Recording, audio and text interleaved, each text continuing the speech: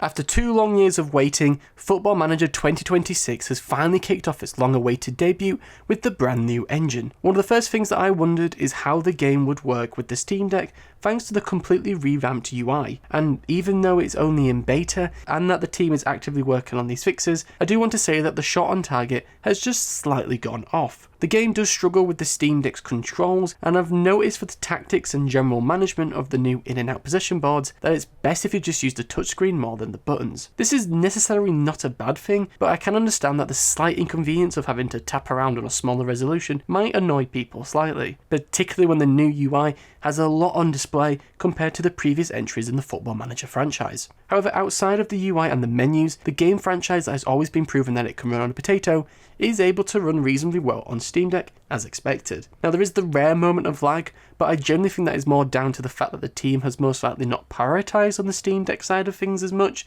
which makes sense considering that the only verified entry was Football Manager 2023, while the rest, at least that I own, has been verified as playable. But for me, my first copy was Football Manager 2021. Yes, I know I was quite late into the franchise, but there we go. Now, I'm obviously not going to go too in-depth on things, as this video is primarily focused on the Steam Deck's performance and how it works on the Steam Deck with Football Manager 2026, but obviously if you'd like to have a more overall view of the game, then I'll happily do so. For Sports Interactive, the latest game does well to help assist towards the final product. Unfortunately, it doesn't hit enough to get a wonder hat-trick. In my experience, the game is definitely suited more for Valve's handheld console thanks to the revamped console-friendly UI, but the little issues as mentioned before genuinely can cause a lot of frustration, as in my experience you can't get past the manager creation screen where you're selecting your style of management, you can't get past the first iteration of setting up your tactics, and the game doesn't progress on either one unless you use the touchscreen,